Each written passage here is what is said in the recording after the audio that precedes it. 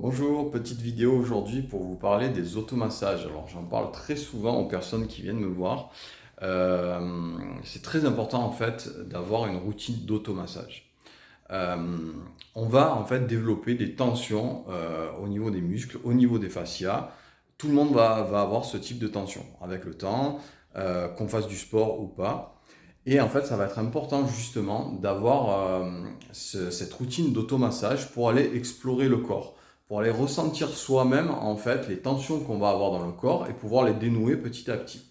Alors à savoir qu'en fait une douleur dans le corps, l'origine de cette douleur n'est pas forcément à l'endroit où on a mal. Ça peut venir de tissus alentours, ça peut venir des muscles, des fascias autour. Un exemple que je donne souvent, en fait, c'est que les douleurs de coude, de poignet, souvent viennent de l'avant-bras. En fait, il y a beaucoup de tendinites au niveau du coude qui sont en fait originaires au niveau de tension dans l'avant-bras. D'ailleurs, on peut souvent s'en apercevoir en allant masser, en allant palper l'avant-bras. Il y a souvent une zone en fait qui va être très douloureuse ou moyennement douloureuse, on va dire, peu importe. Mais en tout cas, souvent cette zone-là, quand on va aller tous les jours un petit peu masser, dénouer la tension, même si ça fait mal, hein, il ne faut pas hésiter à y aller, à masser cette zone, sauf bien sûr dans un cas où on vient de se faire mal, où il y a une douleur qui est suite à un accident, à un coup, etc. Ça c'est autre chose. Mais si c'est quelque chose d'assez chronique et qui dure depuis un moment, on va pouvoir aller masser cette zone, même si ça fait mal. Et on va petit à petit dénouer l'origine en fait des tensions et des douleurs qu'on peut avoir à d'autres endroits, comme par exemple au coude. Donc c'est très important en fait d'avoir cette routine.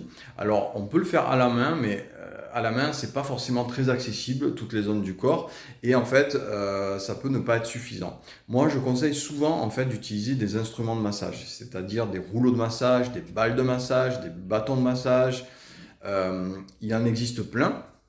Donc on peut en trouver sur internet, on peut en trouver dans certains magasins.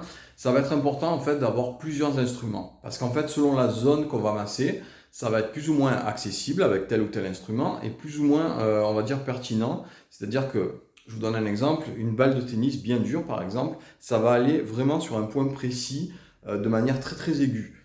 Alors qu'un rouleau de massage, on va pouvoir couvrir une zone plus large. Et en fait, on va pouvoir comme ça jouer avec les différents instruments pour aller masser certaines zones du corps. Donc il faut vraiment y aller, il faut vraiment avoir une conscience de ce qu'on fait, aller, on va dire, scanner les zones du corps et petit à petit aller dénouer tout ça.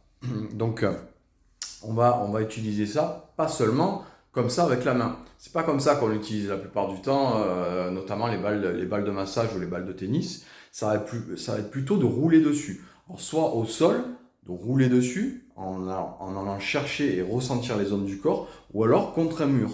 Aller contre un mur dans le dos par exemple, ou dans le trapèze, etc. Donc en fait, c'est à chacun d'aller expérimenter ça. Alors il y a plein de vidéos sur Internet qui en parlent. Moi, je me suis beaucoup inspiré de Christophe Cario. Je le suis depuis vraiment très très très très longtemps.